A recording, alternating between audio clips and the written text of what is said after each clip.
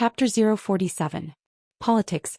Sitting alone in the train's compartment, Zorian stared through the window at the passing landscape, lost in thought and not really paying attention to what he was looking at. He was supposed to have disembarked already, but the events that had happened at the end of the previous restart were still at the forefront of his mind, and he figured it was best to delay his plans for a few hours until he was less distracted. It wasn't like he had some tight schedule to follow this early into the restart.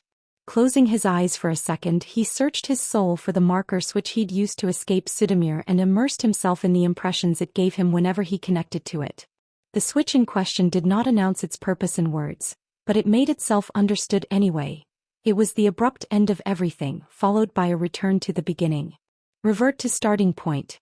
That was what the switch claimed its function was, and as far as Zorian could tell, that is exactly what it had done when he'd used it at the end of the previous restart. He had a way to end the current restart at whim. He could start over at any time without leaving behind a soul that could be interrogated and messed with. Hell, he wouldn't be leaving behind anything. The world would end on his command. All it took was pressing a switch. That changed everything. Necromancy, in many ways his worst enemy, was suddenly a lot less dangerous and frightening. The risk of having his suicide rings taken away or negated by fancy wards also became a lot less worrisome. The marker was virtually impossible to detect or take away from him. Many ideas he had previously dismissed on the grounds that they were too dangerous to attempt, such as exploring Ayaska Mansion or pissing off Quatakikal by aggressively going after Ibasan forces, were suddenly back on the table. Getting killed or knocked out before he could react was still a danger, though, as was the possibility of being drugged into submission. He wondered if he could set up some sort of contingency to trigger the revert switch automatically upon his death. It would require delving deeper into soul magic, but that may be a smart thing to do anyway, and eliminating one of his major remaining weaknesses was no small feat. A possible issue was that the revert switch might affect Zack in Red Robe as well, not just him. Was their restart cut short as a consequence of his action in the previous restart? Probably.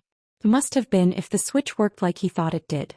There was a chance they'd failed to note the abrupt end, since he'd activated the revert switch very close to the time it usually ended at anyway. But since he intended to keep using the revert switch, that wasn't going to last very long. It didn't really matter though, even if they had noticed. Both Zack and Red Robe had already known there were at least 2 other time travelers in the time loop, so this told them nothing particularly important. Well, it might come as a bit of a shock to Zack since he'd never had his restart cut short like that, but whatever. He could now experience what it was like for Zorian when the other boy went around fighting dragons and whatnot. Opening his eyes, Zorian withdrew from the marker and refocused his attention on the passing landscape for a bit. It did not hold his attention for long before his mind drifted back to the events of the previous restart. Truthfully, he hadn't expected his gate exploration initiative to be as successful as it ended up being. He had expected to face better and more numerous defenses on the Sciorian side of the gate, and once he managed to step through it, he expected to emerge into another heavily guarded Ibasan base. He hadn't expected to live long once on the other side. In fact, it honestly would not have surprised him if he had died before ever reaching the gate itself, never mind actually accomplishing much on the other side. The first try had been primarily about testing the Ibasan defenses to see what he was dealing with. Well, apparently he had been far too modest in his ambitions. He got everything he had been hoping for and more. Now that he knew just how undermanned and unprofessional the defense of the gate was, and that there were no Ibasan reinforcements on the other side to come to their aid, he could afford to be a lot more direct in future attempts. Bringing a small army of golems and wiping out every defender so he could study the gate at his leisure actually seemed like a viable option. Granted, he would have to do it without giving the defenders a chance to summon Quatakikal, but it seemed doable. As a bonus, said golems would be heaven sent against the hordes of undead infesting Ayaska Mansion. They were just as tireless as the living dead, and had no souls for the necromancer to mess with. Of course, it was impossible to think about Ayaska Mansion without automatically considering that final confrontation he'd had with Sudamir Kandrii at the end, and that soured Zorian's feeling of success somewhat.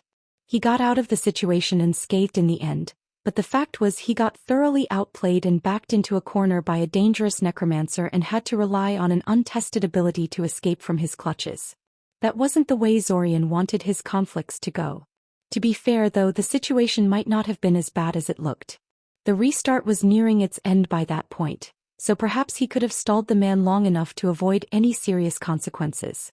Failing that, he could have thrown a maximized fireball at his feet and hoped that reducing his body to fine ash interfered with Sudamir's ability to snare his soul. It was hard to know how dangerous the situation truly had been without knowing more about Sudamir's personality, or the limits of his necromancy skills.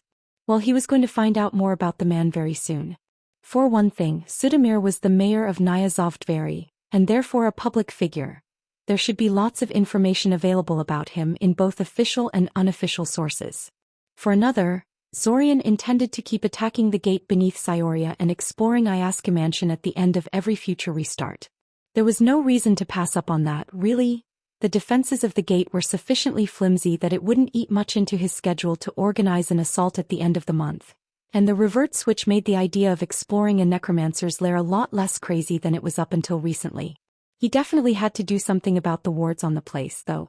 Sudamir seemed to have placed some very sophisticated stuff on Ayaska Mansion, and Zorian didn't feel comfortable just ignoring them. Who knows what kind of exotic forbidden stuff a necromancer like Sudamir wove into his warding scheme. Maybe he could avoid triggering the wards at all? If he could find some way to pass the initial authorization test upon stepping through the gate, the wards should stay dormant. There had to be a keystone or some such that let people pass through unmolested. There was no way Sudamir keyed in every individual abasin into the damn ward scheme. After some thought, he decided that such a bypass would be useful, but would likely just delay the problem. If it was Zorian in Sudamir's place, he would have definitely placed further tripwires around the mansion to foil such abuse. Considering how much Sudamir relied on his wards to deal with intruders, he was bound to have thought of that and more. He was wrenched out of his musings by the voice of the station announcer, who informed him that the train was soon going to arrive to its next destination. Deciding he had delayed things a bit too much as it was, Zorian grabbed his luggage and went off in search of an exit. It was time to visit the Iranian colonies again. The last time Zorian had tried to get instructions from the Luminous Advocates, the result was a frustrating negotiation process that had lasted for nearly 3 weeks and had consumed the entirety of his funds in exchange for useful, but decidedly non-critical knowledge. The one thing he had needed back then they had been unwilling to teach him. Consequently, he had stopped bothering with them, especially since he had since found other, much more reasonable webs to trade with. The situation had changed, however. He was a lot better at mind magic now, so they should hopefully look down on him a lot less. He was also in a much better position to satisfy their assorted demands, thanks to the discovery of the Iranian treasury back in Cyoria and the ability to steal money and resources from the cult of the World Dragon by raiding their caches. Finally, after getting taught about Iranian culture and customs from Voice of Peace, he had come to a conclusion that he had likely bungled his previous interaction with Luminous Advocates somewhat. He had come off as impatient and disrespectful, which probably had a lot to do with them dragging the negotiations out for several weeks. It was both the means of pressuring him into giving them greater concessions and a way of getting back at him for a perceived slight. That was why, when Zorian went off to meet with the Luminous Advocates on the first day of the restart, he didn't offer a trade proposal. Instead, he simply introduced himself and asked for a meeting sometime in the future. He was told to come back in 2 days. He did just that, at which point he presented the Luminous Advocates with a gift and spent several hours pretending he'd just dropped by to have a friendly chat with them instead of anything serious. Only then did he present his offer, starting with a very ambitious plan where he offered a lot and demanded just as much. They refused, of course, making a counteroffer that was ridiculously more in their favor, and so the negotiations began. It took them an entire week and a half to agree on a deal in the end, which was slow and annoying but still a lot better than before. The agreement, much like the one he'd had with the Filigree sages in the previous restart, went beyond his primary goal of learning how to repair memory packets and also encompassed refinement of his basic telepathy skills, practice of mental combat techniques, and further development of his ability to tap into and interpret Iranian senses. The last one was not something the Luminous Advocates had any real experience with by their own admission, but they were willing to lend him their considerable expertise on the topic. In fact, that was the part of the deal they seemed most excited about. Of course, Zorian didn't spend said week and a half idling around while the Luminous Advocates dragged their feet. He spent most of that time scouting out other Iranian webs to see what they were able and willing to offer him. He visited the Talisman Bearers, Ghost Serpent Acolytes and Silent Doorway Adepts. the three shady webs that the illustrious gem collectors had informed him about back when he'd first sought other Iranian webs to learn from. Back then he didn't feel safe dealing with them, but his skills at shielding his mind had grown considerably since then. He also toured the 7 webs in the vicinity of Cyoria that he'd found out about from the filigree sages. The burning apex, red brand bearers, deep blue crystal torches, indestructible silver order, stone revelation chanters and riddles of opening. All of them were interesting in their own way, but none of them could really help him with his memory packet repairing problem better than the luminous advocates could. The talisman bearers were a magic-focused web, the most heavily magic-focused one that Zorian had ever encountered, and were thus a bad choice to go to when dealing with a relatively exotic mind magic issue like his. Still, visiting them had not been a waste of time in the slightest. Out of curiosity, he had bought several of the metal discs they used for their spellcasting to see how they worked. The spell formula designs etched into the discs blew him away. Subjected to size and scarcity restrictions largely foreign to human spellcasting communities, the talisman bearers focused on squeezing in as many spells as they possibly could onto their primary spellcasting tool. The design was complex and incredibly dense, but it worked smoothly and efficiently, without the destructive resonances and disruptions that usually plagued such highly compressed spell formula constructs. The discs were useless to Zorian in their natural state. He wasn't an Irania, and these tools were very much intended for Iranian use. Still, they were sufficiently similar to human spell formula that he could learn a lot from studying them. Considering how much he relied on items, any advantage in that area was noteworthy. The ghost serpent acolytes refused to see him. Apparently their god/guardian spirit told them he was bad news and that they should tell him to get lost. He had no idea what that was about, but it automatically made the web a lot more interesting than he expected. What did the spirit know about Zorian that pissed it off so much? He left the ghost serpent acolytes alone for now, but he made a mental note to visit the web again in the next restart, before doing anything else, to see if they reacted the same way. The silent doorway adepts were another surprise, because the doorway in their name came from the Bakura gate around which they built their settlement. That was very, very interesting. They got really uncomfortable when he started asking questions about it too, blatantly trying to change the subject. They claimed the gate mystified them as much as it mystified humans, but Zorian wasn't sure he believed that. There was definitely a story there, and their web was famous for having some kind of secret magic that allowed them to get into places. Still, it was obvious he wouldn't be getting anything out of them on the topic, so he politely backed off and moved on to other topics. Sadly, they had no interest in teaching him things. They pointed him back towards some of the webs he'd already known about, such as the luminous advocates, and that was that. That was not to say they were not interested in trade, though. They very much were. They showed passing interest in most of the stuff he offered, but what really caught their attention was crystallized mana.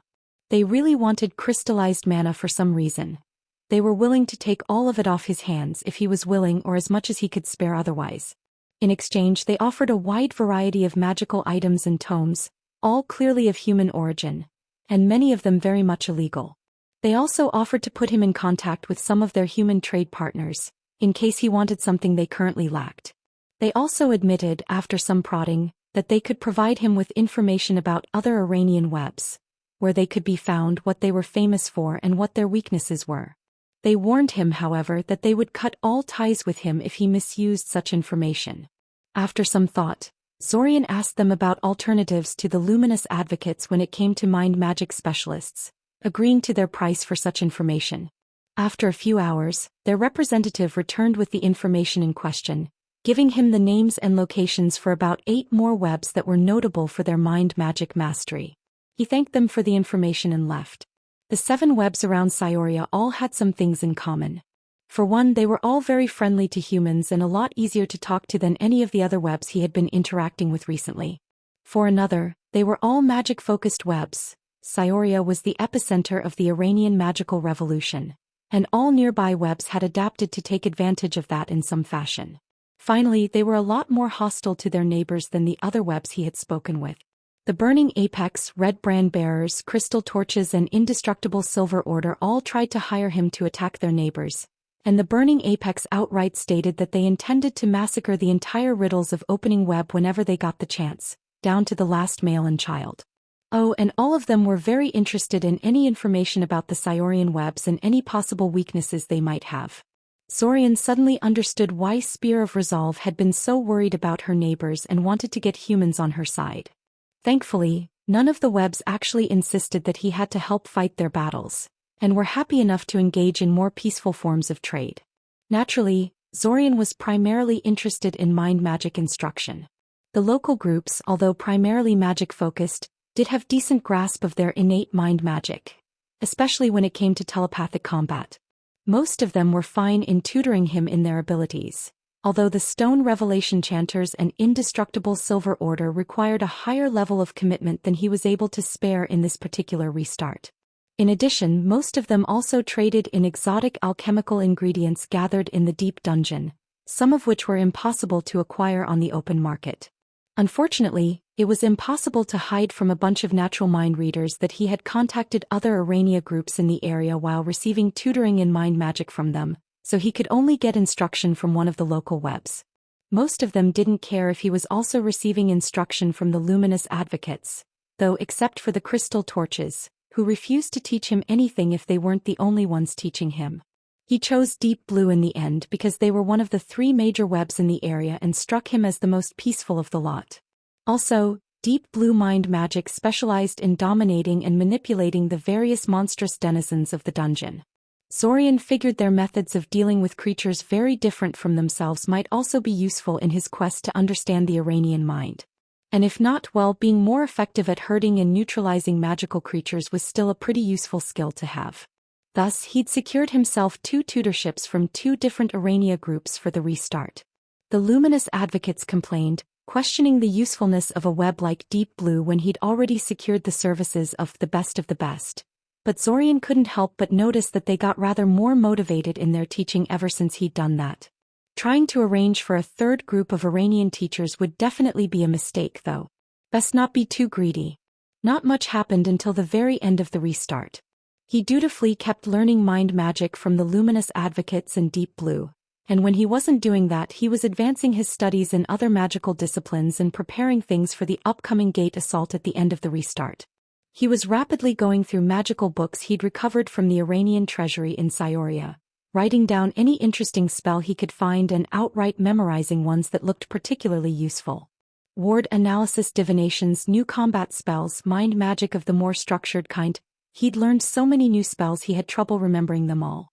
He was also steadily trying out new shaping exercises, writing down which ones were easiest to work with, which ones had a trick to doing them right, and which ones became much easier if he did some other exercises before them. He was surprised how lacking the various exercise manuals were in regards to crucial information like that. By the time the restart was nearing its end, Saurian was ready for another attempt at the gate. He had adjusted his arsenal in light of what he had discovered about his opponents and thus had made 6 golems to bring along with him as support. He'd also captured several Abasins during his trips to Syoria, trying to discover a method of passing through the gate without triggering the wards on Iasca Mansion. Sadly, none of them knew the answer to that particular mystery. He could only hope that the actual gate guards were better informed. Finally, he had tried to find out as much as he could about Sudamir Kandrii without attracting too much attention. Since the secret master of Iasca Mansion was also the mayor of Nyazovdveri, he did that by teleporting to the town in question and started asking people questions and reading their minds while they talked.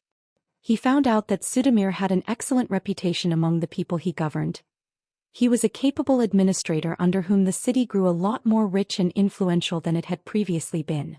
He took full advantage of Aldamar's northern colonization drive to catapult the city to prominence, and then generously spread the wealth gained from that among the locals.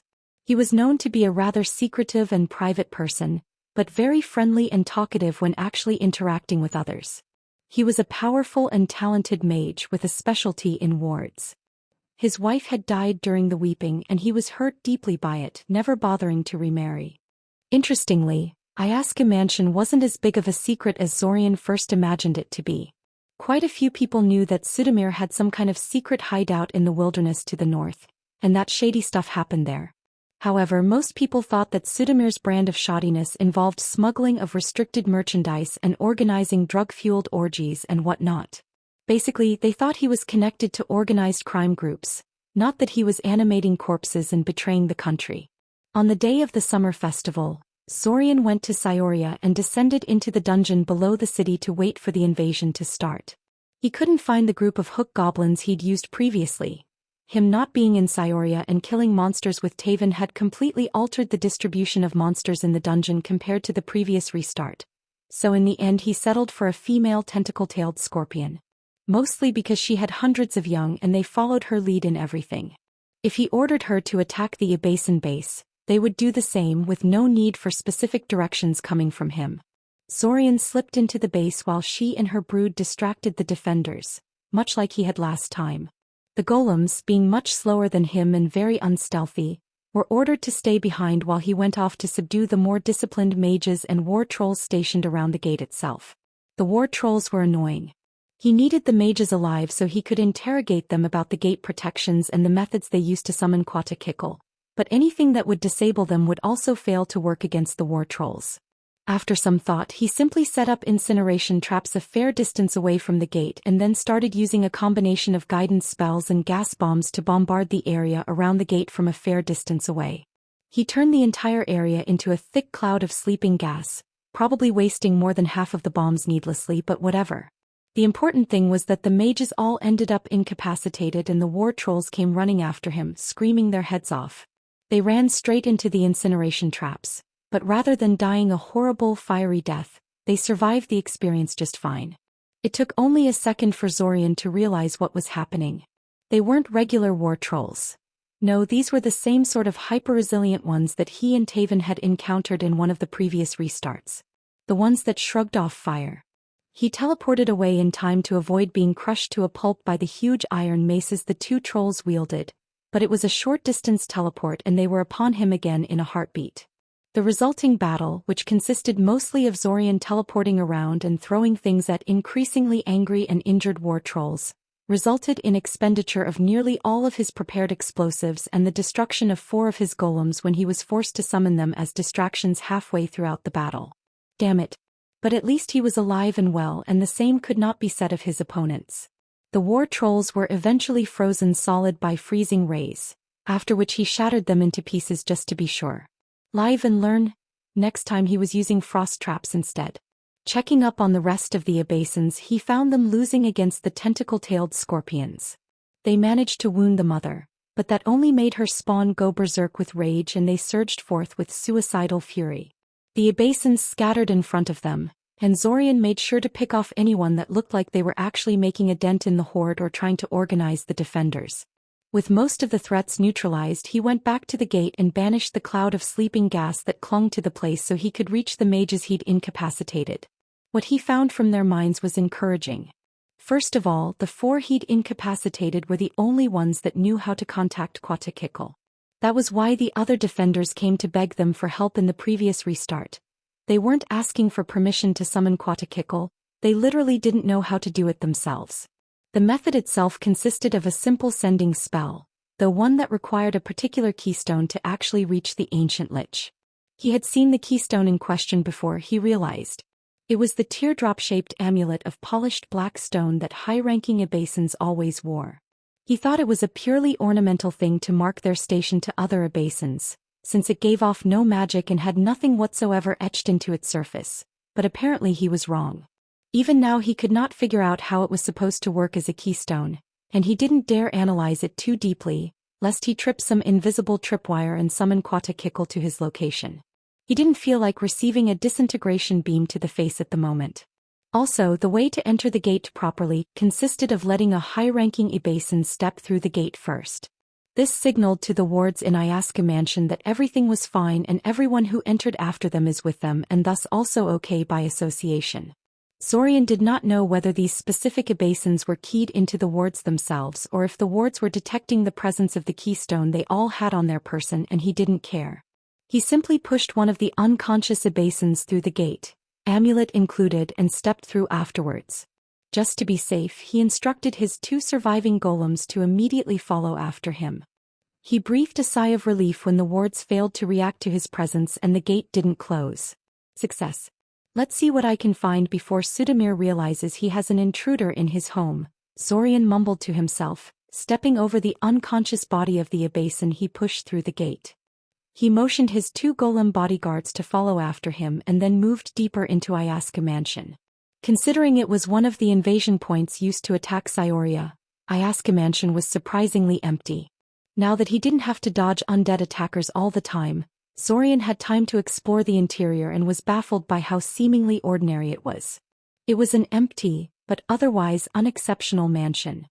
He encountered neither traps nor undead until he tried to move towards the very center of the mansion, where he suspected Sudamir was located. At that point he crossed some invisible threshold and he felt the wards try to probe his soul and fail.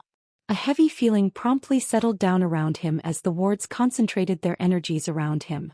Knowing that the hordes of undead inside the place were making their way towards him and no longer caring about stealth, Zorian started testing the wards to see what exactly they did.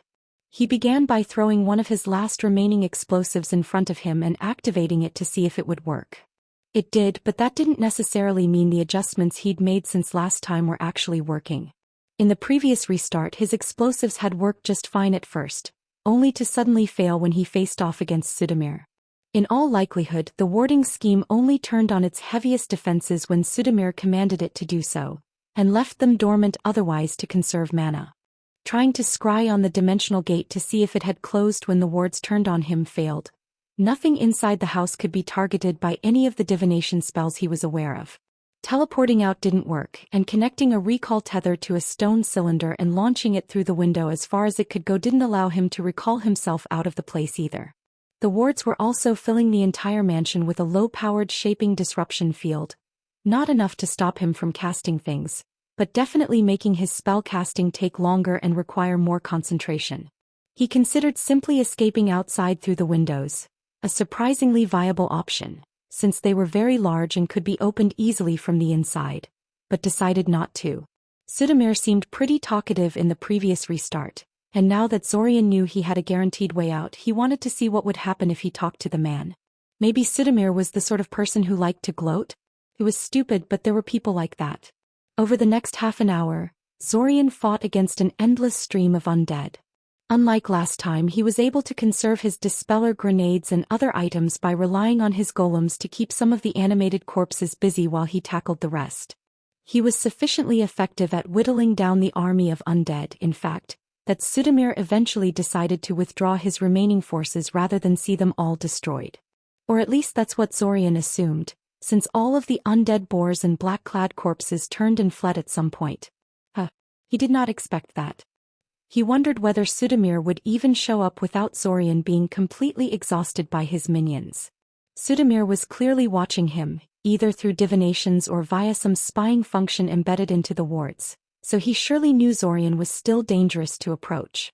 Shrugging, Zorian started analyzing the wards with the help of the ward analysis device he took from the Iranian treasury. If Sudamir decided to stay away, that just meant he could deconstruct his warding scheme at his leisure, and that was still a win in his book. Like he suspected, the wards did not like him trying to figure them out. If he hadn't already outed himself as an intruder, he was certain that his current attempt at analysis would have branded him as such immediately. Zorian expected as much. That was why he hadn't tried that the moment he stepped through the dimensional gate. What he didn't expect was for the wards to actively fight back against his analysis. The shifting of the local ward fields around him and the repeated disrupting pulses directed his way were disturbingly adaptive, too intelligently used to come from a mindless spell construct. Was Sudamir somehow adjusting the warding scheme on the fly, or were the wards themselves somehow intelligent? The air in front of him shimmered in a vaguely humanoid shape, and Zorian immediately fired a force lance at the spot. The shimmer was unaffected, though, and soon solidified into a ghostly image of a familiar man. A tall, older, muscular man, dressed in an expensive brown suit. He had a huge mustache and a smiling, sunny expression on his face. Zorian wasn't fooled, though.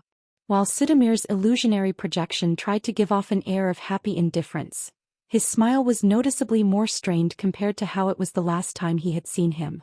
"Hi there." Sudamir greeted him through his projection. "I'm not sure if you're aware of this, but this is a private residence.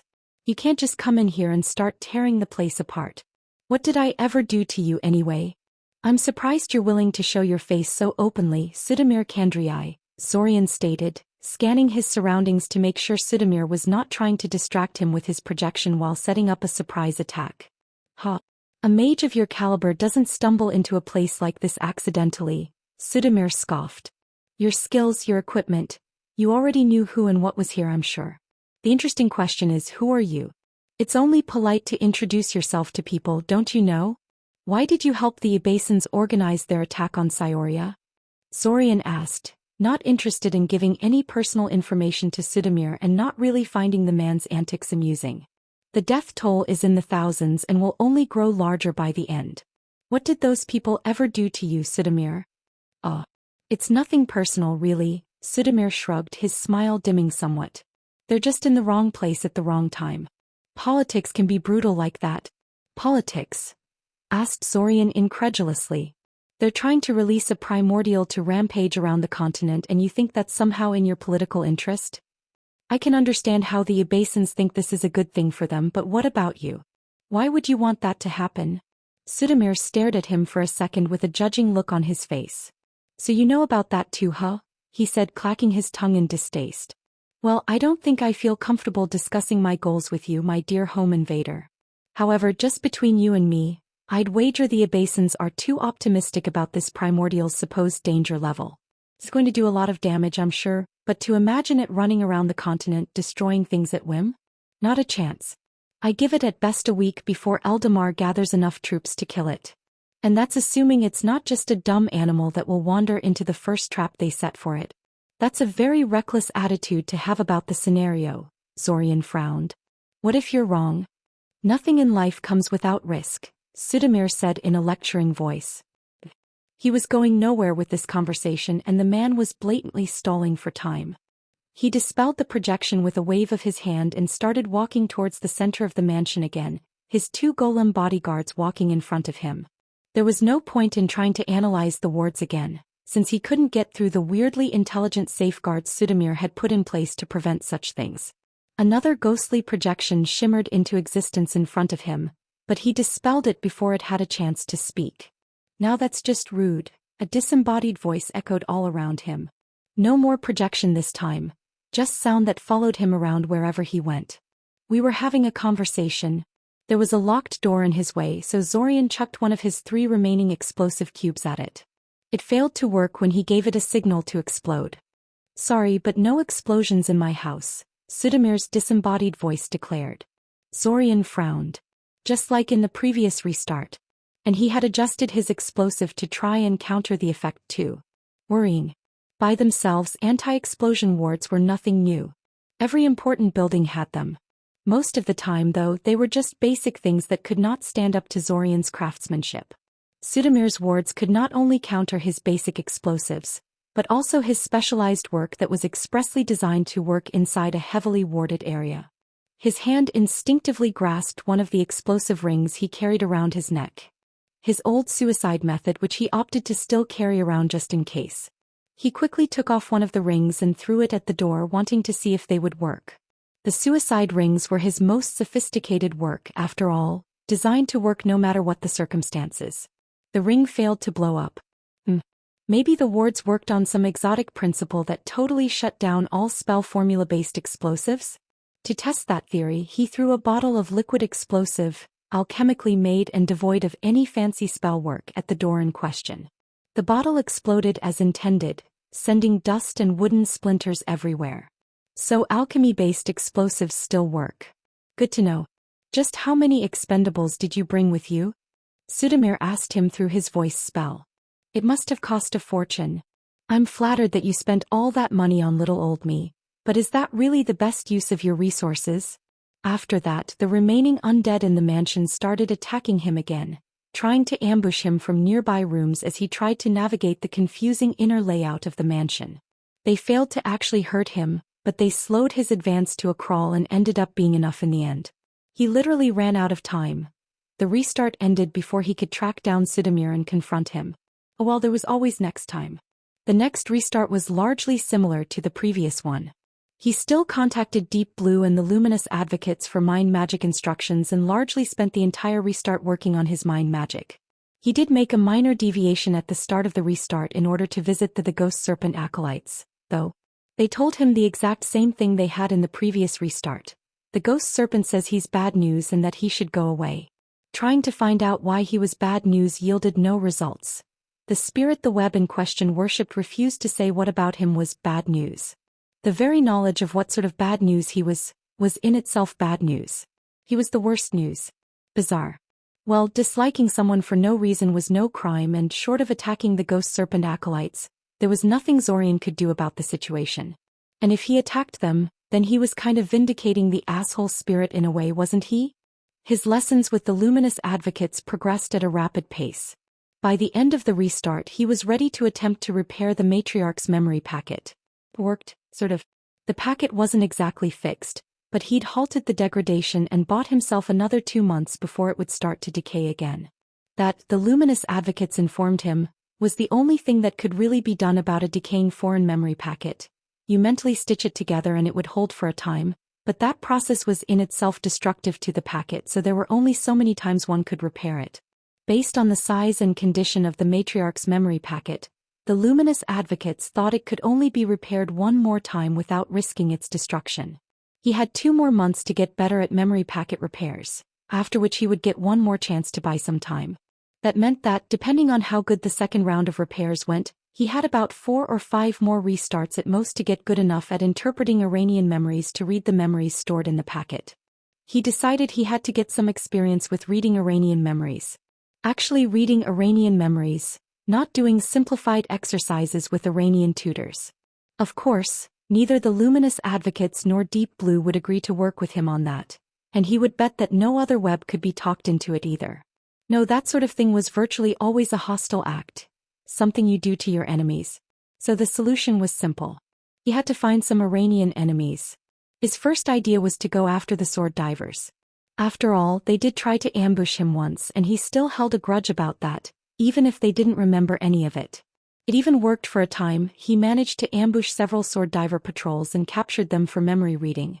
His first 2 attempts to read the Iranian mind ended up about as well as his first attempt at reading human minds. That is not well at all. He improved quickly, however, and soon found out some interesting things about sword divers. They had a habit of attacking vulnerable mages. It turned out, they limited themselves to mages that tried to explore the dungeon beneath Corsa, and they were very careful about whom they targeted, but they were definitely willing to attack anyone they saw as an easy target. They also lived very deep in the dungeon, and any time they made the wrong person disappear, they just retreated from the surface layers until the searches and outrage died down. And that is what the sword divers did when they realized someone was targeting them. They flat out abandoned the dungeon beneath Corsa, retreating into the depths. Having read their minds, Zorian knew it would be weeks, perhaps months before they deigned to return, and he didn't dare follow after them. So he just looted their surface money stashes, more out of spite than because he really needed the cash, and went searching for more targets. He asked both Deep Blue and the luminous advocates if they knew an Iranian web they wouldn't mind being targeted. Surprisingly, it was the luminous advocates that were more interested. He expected Deep Blue to jump at the chance, considering their neighborhood, but they were actually pretty content with their current situation. They did offer him a job, however, one that they claimed would buy him pretty much anything he wanted out of them. Basically, they wanted him to get rid of the crystal ooze that was harassing their resource-gathering expeditions into the deeper parts of the dungeon. Crystal oozes were virtually immune to physical damage, quite fast, absorbed most forms of magical energy, could shoot arrow-like shards of crystal at things that annoyed them, and even a tiny prickle from one of their crystal blades and shards would rapidly turn a living being into a crystal statue. They were sometimes called crystal basilisks, and they were one of those nightmare monsters that nobody actually wanted to fight unless there was no choice. Deep Blue didn't seem very surprised when he declined their offer. As for the luminous advocates, they were apparently under constant threat from a web they called the Demon Skin Web or the Howling Ones. Those weren't their real names, but since that particular web refused to talk to any of the other ones and simply did the telepathic equivalent of screaming whenever someone tried to talk to them, the luminous advocates didn't know what to call them. The luminous advocates indicated they wouldn't mind to see them gone, or at least thinned out a bit. Well, by the end of the restart, Zorian had found out a lot of things about them, such as that they called themselves challengers of the unspeakable, and were the so-called Old Urania, the magicless, original webs that got conquered, assimilated or exterminated by the newer, magic-using webs originating from underneath Cyoria. They had watched all their old neighbors fall before the tide of magic-using newcomers, either through violent conquest or through magic-using immigrants, until they were the only ones left. As far as they were concerned, it was the luminous advocates who worked the demon's skin web. Tragic but challengers of the unspeakable were also violent killers that actively raided their neighbors, and even nearby human communities when they could get away with it. Zorian had no qualms about raiding them back. Finally, as the end of the restart approached, he started finalizing his preparations for another gate assault. This time his golem brigade would hopefully survive long enough to actually step into Ayaska Mansion along with him, giving him solid superiority over Sudamir's undead guards. As they say, third time's the charm. Chapter 048. Well of Souls. Far away from any established path or settlement, in a small artificial cave that Zorian had made to serve as his workshop and base of operations, there was a large wooden table. A mass of papers was strewn over it, and Zorian was staring at it with a small frown. The collection of scribbled notes and crude diagrams in front of him would no doubt look like a haphazard mess to the casual observer, but there was a pattern to the chaos. Zorian had spent a fair amount of time assembling the entire thing, and each piece of paper was exactly where he wanted it to be. Absent-mindedly tapping his pencil on the table, Zorian considered the information laid out in front of him. Everything he knew about Sudamir and Ayaska Mansion was there on the table, along with any other information he thought might be relevant for the upcoming gate assault. Truthfully, he already had a plan for the event, but it never hurt to double-check things just in case he had forgotten something crucial.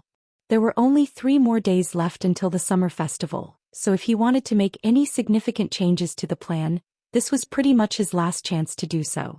After his conversation with Sudamir in the previous restart, Zorian was now fairly sure that the man had his own goals he wanted to accomplish, and was effectively a third faction of the invasion force. He was not just being a loyal member of the cult of the World Dragon or sympathetic to the Abasins. He was hoping to gain something out of this endeavor, and it wasn't the same thing that the other 2 factions were fighting for. Sadly, he had been unable to figure out what Sudamir had been alluding to when he said he supported the invasion because of politics. That could mean anything, really. There was no shortage of reasons why someone might want Cyoria gone or taken down a peg. Sudamir might be trying to alter the internal balance of power within Eldamar to advance his pet cause, or trying to destroy Cyoria's regional importance to boost the power of his own town and domain. He might be trying to weaken Eldamar as a whole on behalf of foreign interests, or he might simply want to distract the central government by destroying a major loyalist stronghold and giving them an external enemy to focus on. The possibilities were endless, and he had no way to narrow things down. Well, no way besides repeatedly invading Ayaska Mansion or attacking Sudamir directly. The former he was already doing, and the latter was hard to pull off. It was too easy for Sudamir to teleport away if Zorian decided to attack him on the job, and Zorian didn't know where the man went when not attending to his duties. Certainly not to his home in Nyazovdvary, which was virtually abandoned most of the time. Knowing Zorian's luck, Sudamir was probably spending most of his time safely ensconced in Ayaska Mansion, which was essentially unassailable before the day of the invasion. No, his current way of going about things was definitely the correct one.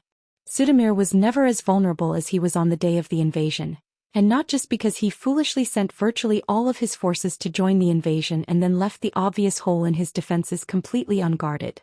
Ayaska Mansion was obviously more than just a secret base for Sudamir. Otherwise he would have been far more willing to cut his losses and run in the previous restart. There was something there. Something he was unwilling to abandon, even after being metaphorically caught with his pants down and steadily backed into a corner. Zorian had a feeling that if he could find this mysterious something, he would solve the mystery of what Sudamir's real goals were easily enough. He spent several more minutes poring over the papers in front of him, considering and discarding various possibilities, before his eyes fell on the small cluster of notes dealing with Ayaska Mansion's warding scheme. His frown immediately deepened. Those wards worried him. His research told him there were several methods that Sudamir could have used to achieve the sort of reaction Zorian had experienced when he had tried to analyze the wards, but in all honesty, the most likely answer was that Sudamir had bound souls into the mansion's warding scheme. It seemed fairly obvious, considering Sudamir was clearly very necromancy-focused, and it would explain the weird, ominous feelings he kept getting whenever the wards recognized him as an enemy. Most wards weren't so obvious about targeting someone. Another point in favor of such a theory was that Iasca Mansion wasn't situated on a mana well as far as Zorian could tell. He had spent several days wandering around the area where Iasca Mansion was located, mapping the local geomantic web and dodging winter wolf patrols, and he had found no evidence of a convenient underground ley line that could be tapped into. In other words, Iasca Mansion couldn't possibly support a warding scheme of any appreciable power. Not with conventional methods anyway. Souls though, souls continued producing mana even after death. It was what made them so valuable to spiritual entities like demons and was one of the reasons why undead were so much more convenient to use than golems. It would take a lot of souls to power the sort of wards that Iasca Mansion sported, but it could be done. And Sudamir clearly had no problems getting souls, considering how many undead guards he had at his disposal. Unfortunately, the illegal nature of soul magic made it difficult to gather solid information on its limitations and peculiarities. Even if he really was dealing with a creepy soul-powered house, Zorian had no idea what that meant for Sudamir's capabilities or how to exploit it. Coupled with the fact that Sudamir no doubt had some kind of last resort defense set up at the heart of his domain, and Zorian was feeling just a little bit uneasy about blithely walking in there without knowing more about what he was dealing with. Fortunately, he was a mage. He had a way of having his cake and eating it too.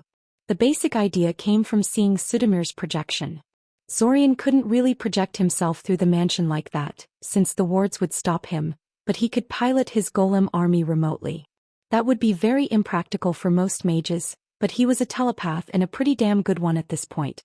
All he had to do was install a bunch of telepathic relays into each golem, along with some moderately complex spell formula work to make them understand his telepathic commands. It worked well. Though it worked better than well.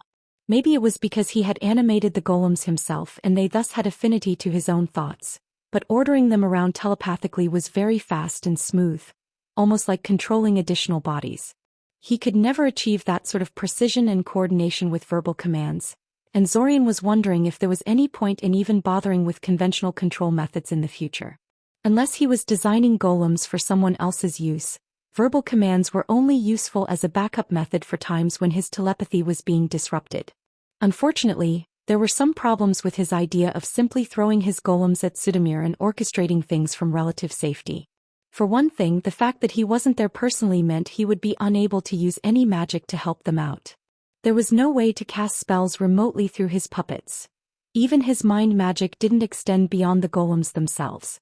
He also wouldn't be able to activate his dispeller grenades and other spell items with mana pulses, which had necessitated a complete redesign of his arsenal into something cruder and less versatile. Finally, there was a fairly major issue of Sudamir seeing through his setup and disrupting his control over the golems. According to the books, that was the major reason why remote control schemes weren't more popular among mages. They were too easy to disrupt if the opponent knew what he was doing. Hopefully his solution to that problem would work. Come to think of it, he should probably check up on that now. Dropping his pen on the table with a small sigh, Zorian left the planning room, as he had dubbed it, and went to the crafting chamber where he assembled his golems and other equipment. Most of the golems were already done at this point, silently standing at the far end of the room where they wouldn't be in the way, awaiting orders. 6 golems, 2 of them big and bulky to soak up damage and 4 smaller and faster ones to serve as a backbone of his little force. He extended his mind to them momentarily, testing their responsiveness to see if the control interface had degraded since their last test. It hadn't. Good. The first dozen or so versions had been very unstable, but it seemed he had ironed out all the flaws in the latest batch. He turned his attention to the reason he came here, his last, currently unfinished creation. It didn't look like much in all honesty. Thin, almost skeletal, and yet smaller than even his 4 agility-focused combat golems. The animation core that powered it was likewise underwhelming. The golem in question couldn't do anything without constant detailed instruction. It would be useless for just about any purpose, except hopefully for the one that Zorian designed it for. Namely, for being his body double. The golem was specifically designed to mimic his size and proportions, with an animation core meant to synchronize with his telepathic orders as smoothly as possible. Magical sensors allowed Zorian to see and hear through it as through his own senses, and while he couldn't achieve the same amount of hand-eye coordination while using it as he could with his own body, It should be enough to throw around grenades and walk around well enough to pass as a human being. He glanced at the nearby alchemical container, where a syrupy pink liquid bubbled softly upon a carefully regulated fire. The artificial skin solution looked pretty much done to his eyes, but the recipe he had bought claimed the whole thing needed to simmer for at least another 15 minutes, so he left it alone for the moment, putting the golems through another round of tests to pass the time. Finally, once the 15 minutes had passed, he dumped the artificial skin solution over the golem and quickly started molding it into something resembling himself before it solidified and became unmodifiable. Half an hour later, he stood back to inspect his handiwork. It was kinda bad. The golem didn't really look like him much or even entirely human, despite his best efforts. Either he sucked even more as a sculptor than he'd thought he did, or he should have taken the solution off the fire sooner, recipe be damned. But it was adequate, really. Some strategic goggles, heavy clothing, and maybe a large hat should be enough to hide the imperfections. It should look human enough to fool Sudamir, at least until he could face off with the necromancer in person, at which point the man's soul sight would allow him to see through any amount of disguise anyway. Hard to hide that the golem has no soul after all. Oh well, even if the idea turned out to have been stupid and unnecessary in the end, he regretted nothing. He'd always wanted to make a body double of himself to offload some of his more annoying duties onto, and this seemed like a step in the right direction. Animation spells could get scarily intelligent at the highest levels of sophistication, so it should be possible to design a lookalike golem that could pass casual inspection and pose as him. Looking at the misshapen thing in front of him, though, Zorian knew he was quite far from being able to create something like that. He'd never be able to skip family gatherings with this. By now, the gate assault had become something of a routine for Zorian. He dealt with the Abasan defenders virtually flawlessly, the only complication being that the pair of cave drakes he'd used as a distraction had fallen a little too quickly for Zorian's liking. They were big and tough, but apparently hordes of weaker opponents were a better choice for keeping the defenders busy until he could secure the gate. Still, all of his golems had survived the attack on the Abasan base, and most of his spell item stockpile was still unspent, so Zorian considered the first phase of the attack a success. With the gate secure, the real operation could begin. He pushed the unconscious body of one of the Abasans through the gate to fool the mansion's wards into thinking the incursion was authorized, and then stepped through, his golem battle group trailing behind him. The plan was simple. Zorian would remain in the gate room, guarded by one of the big golems, while the rest of his force would be sent deeper into the mansion to confront Sudamir. Zorian would be essentially projecting himself through the smallest, most human-looking golem, occasionally giving the rest of the golems superfluous verbal commands to complete the illusion. Hopefully this would fool Sudamir into thinking he was dealing with two human invaders, one of whom was just guarding the gate while the other one led a force of golems deeper into his domain, rather than just one human that was directing the golems remotely. Not only should it keep Sudamir from trying to disrupt Zorian's remote control, it should also keep Sudamir's attention firmly on the advancing golems and reduce the chance of him sending his forces around to strike at real Zorian. The first surprise came when his golems had reached the spot where the wards had turned on him in the previous restart. This time they didn't activate. Strange. After thinking about it for a while, Zorian decided it was probably because none of the golems had souls. The detection wards were probably soul-based, just like everything else in this house. Sadly, that only delayed the problem, as he soon encountered a locked door he had to go through to keep advancing. The golem Zorian was puppeteering didn't have anything to pick the lock with, and even if it had, it lacked the manual dexterity to perform something as finicky as lockpicking, so he just ordered the big golem to smash the door aside. Unsurprisingly, that proved too much for the wards to ignore, and they immediately turned hostile. Zorian ordered the golem group forward, trying to get them as close to the mansion's center as possible before Sudamir scrambled his undead forces and tried to intercept them. Curiously, the dimensional gate stayed open despite the activation of the wards.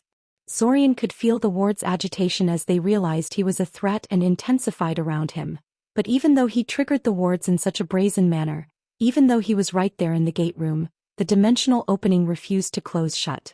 Obviously, triggering the wards outside the actual gate room sidestepped the automatic shutdown contingency, but that sounded like such a silly oversight that Zorian couldn't help but think Sudamir wanted things to work like that.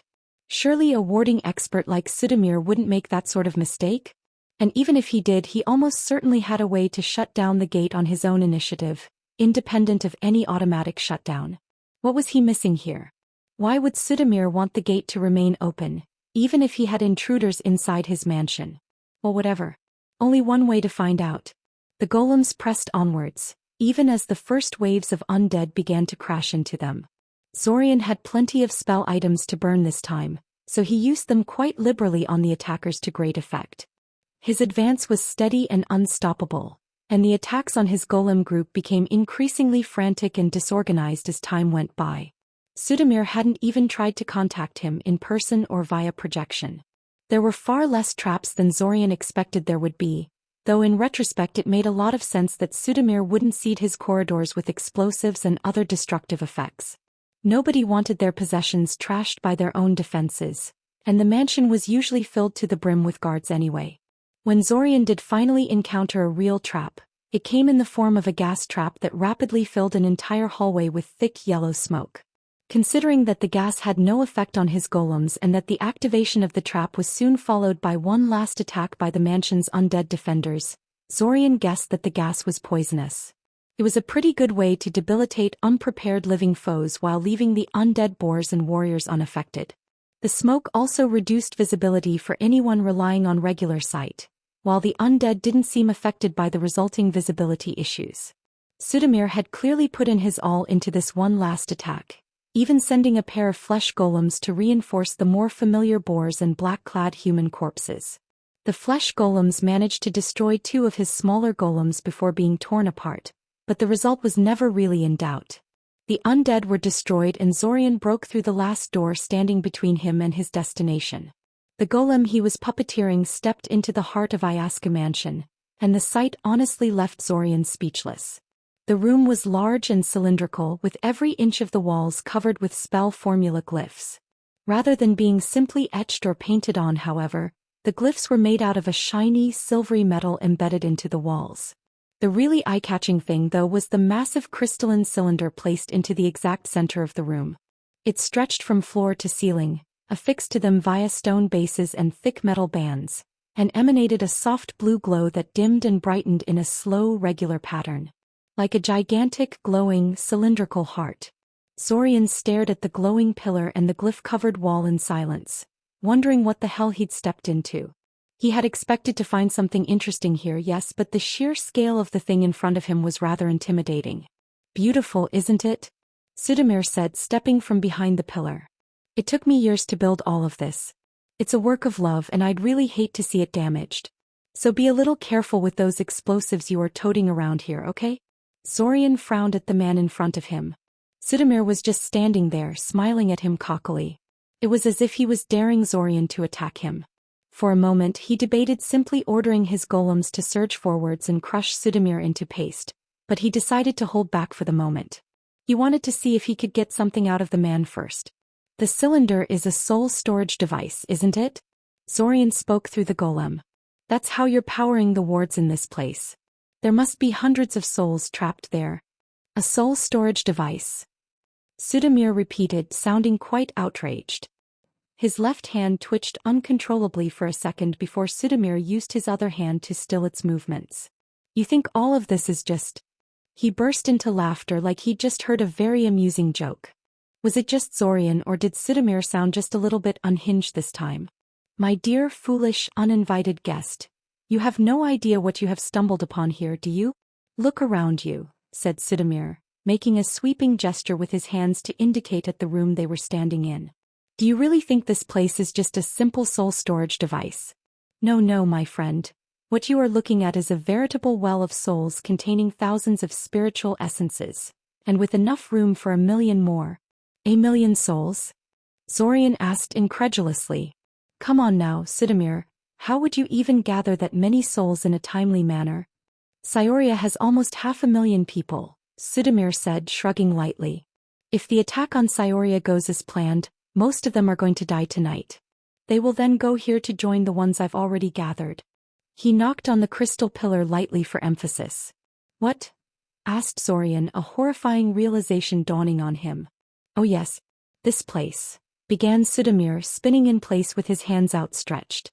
This is the equivalent of an antlion pit for souls. Everyone who dies in the vicinity of Ayaska Mansion has their soul drawn here and trapped in the well. Normally that doesn't mean much since we're in the middle of nowhere. But now. The gate, Zorian said. It allows you to extend your soul trap over the city while the Abasins go about killing people. That's why you haven't closed the gate, even after you realized you were under attack. Every moment that the gate spends closed is a moment during which souls are not flowing into the well, Sudamir said. And you see, there were no more attackers pouring in by the time I noticed the intrusion. Only you two, or perhaps just one. I can't see a soul on you. You didn't react at all when I flooded the corridor with breath stealer gas either. Not to mention how suspiciously passive the mage next to the gate is. You're some kind of fancy projection, aren't you? Before Zorian could say anything, Sudamir started laughing again, loudly and hysterically, his hands twitching and clenching in a disturbing manner. Zorian was pretty sure at this point that there was something very wrong with Sudamir. He had triggered some pretty radical change in the necromancer with his successful invasion. The laughter, the twitching, the unusual candidness of his responses. Sudamir looked almost drugged. Did he panic in the face of the crisis and take some ill-advised enhancement potion? Or maybe perform some spell with severe side effects? Whatever the answer, Sudamir was steadily becoming more unstable as the conversation progressed, and Zorian didn't think he would get much more out of him. Why? Why? Sudamir screamed suddenly, instantly transitioning from laughter to overdramatic despair. His skin writhed like snakes were swimming through his flesh, and his eyes began to shine with a soft blue glow. Yup, he definitely panicked and done something stupid. Why did you come here? Everything was going so well, so perfectly. All those years of planning, all the sacrifices I made. I won't let you take it all away from me. I won't. Zorian ordered his golems to attack the man, but he had made his move far too late. Before the golems could reach him, Sudamir's body rapidly expanded and twisted, transforming into a huge humanoid monster. It was green, vaguely reptilian, and had small vestigial wings growing out of its back, like a cross between a troll and dragon. The golems he'd ordered to attack Sudamir kept charging at their target, undaunted by the transformation, but the creature was stronger and more agile than Zorian's creations. Probably was part troll too, because it definitely regenerated like one when wounded. It did not take long for the smaller golems to be reduced to scrap, and the big golem wasn't doing so well either. Zorian was just about to hit it with every spell item he had left when he found out that the troll dragon thing could breathe fire too. The poor golem he was following didn't last a second under the heat before failing. The big golem disappeared from his control less than a minute later. Knowing that he had no chance against this transformed berserk version of Sudamir, Zorian stepped back into the Abasin base on the other side of the dimensional gate and then tried to analyze the gate to see how it worked. Predictably, the gate soon detected his tampering and shut itself down. Of course. He kind of figured that would happen. Well, at least that way Sudamir couldn't get to him, and he'd also located one of the traps Quatekikl had placed on the gate to prevent tampering with it. It would take a fair number of restarts, but he felt he could locate and dismantle the protection on the gate with a bit of trial and error. He didn't have much time to consider things though, because Quatekikl showed up soon after the gate closed to see what was happening. Zorian activated his restart switch rather than confront him. At the start of the next restart, once he had a chance to calm down and think about things, Zorian decided that Sudamir had to be dealt with somehow. Originally he'd gone after the man because he had seemed like an easier target than the Abasin leaders and probably knew a lot of their sensitive secrets. But the revelation about his soul-gathering operation really disturbed Zorian. He had no idea what one would need hundreds of thousands of souls for, but it couldn't possibly be good. Politics, he'd said. Still, this soul trap of his, it should be very obvious to someone who knew what to look for. Large-scale magic like that couldn't be hidden easily. Was that why Sudamir had gotten rid of every soul mage in the region? So they couldn't stumble upon his twisted masterpiece and report him to the government? So, then dealing with Sudamir might simply be a matter of reporting the man to central authorities and having them deal with everything. He didn't need this kind of distraction at the moment, though. The matriarch's memory package was steadily degrading and he was running out of time. Thus, for the next 2 restarts he continued doing what he had been doing thus far. Visiting Iranian webs in order to learn more about memory packets and the Iranian mind. He still made 2 gate assaults at the end of each restart, but he no longer tried to access the soul well in the center of the mansion. He didn't see the point, he completely lacked the expertise to make sense of that thing, so he doubted he would learn anything from studying it. Instead, he simply explored the rest of the mansion, building a map of the place and trying to see if there was anything else interesting about it. He didn't find much, though. Certainly nothing that could compare with the soul trap in the central room. He also tried to make sense of the teardrop pendants the Abasins wore around their necks, also without much luck. Analyzing them did not bring down Quetzalcoatl's wrath on him like he had feared, but there was nothing there to indicate he was holding a functional keystone. The only thing he could think of was that the material itself was perhaps the key. Zorian couldn't identify it, and it was totally indestructible to casual efforts. It kind of reminded him of Quetzalcoatl's skeleton, which was also black in color and incredibly resistant to damage. Although the luminous advocates remained his primary Iranian teachers in these 2 restarts, he also checked out the 8 webs he was referred to by the Silent Doorway adepts.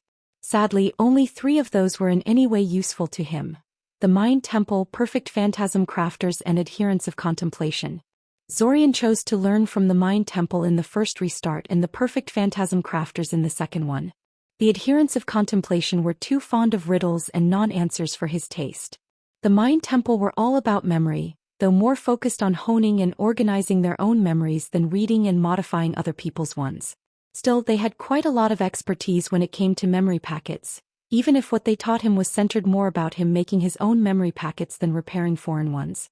His skills at making memory packets were good enough by now that he would never really forget anything he specifically tried to remember.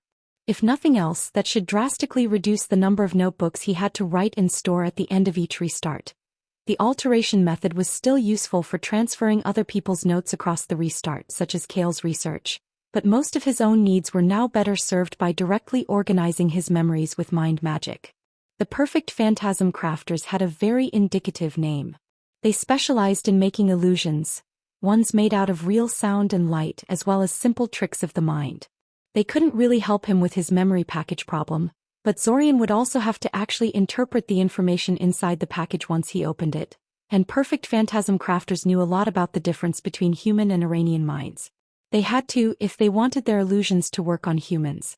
However, as helpful as the Perfect Phantasm Crafters were in that regard, there was ultimately only one thing that consistently helped him to understand Iranian thoughts: beating up Irania unconscious and forcibly rooting through their minds. Even getting Lukav to make him an Irania transformation potion and assuming their shape for a few hours hadn't helped him as much. At the end of the second restart, he tried repairing the Matriarch's memory package again. It was the last time he would be able to extend the deadline, and he was hoping to get 4 or 5 extra months before he had to open it. Instead, he got 3. Damn it. Though he had only 3 more months until he had to open the Matriarch's memory packet, Zorian decided to stop seeking lessons from the Irania and simply go back to Cyoria, taking Kiriel with him as usual. There was no point in seeking the lessons at the moment, since he could no longer repair the packet, and the only thing that could really improve his ability to understand it was attacking Irania and reading their minds. He didn't need to set aside an entire restart to do that. Besides, he wanted to ask Kale about his opinion of Sudamir and his operations, since the Morlock was the only friendly necromancer that Zorian knew. He didn't tell Kale about Sudamir and his soul trap immediately, though that was bound to be rather upsetting to the boy, considering that a lot of Kale's friends and acquaintances were killed by Sudamir and probably ended up in that soul well of his. Not really the best topic to broach just after you told someone all about the time loop and the Abasin invasion that was going to hit the city in less than a month. He would let Kale browse through his notebooks in peace for now and broach the subject later. Unfortunately, coming back to Cyoria meant that he had to suffer through Svim's stupid exercise sessions again. Levitate these marbles, make them glow different colors, assemble them into different shapes. So boring. Wait, fuse 2 marbles together? What? Svim usually didn't give him any alteration-based shaping exercises during these sessions.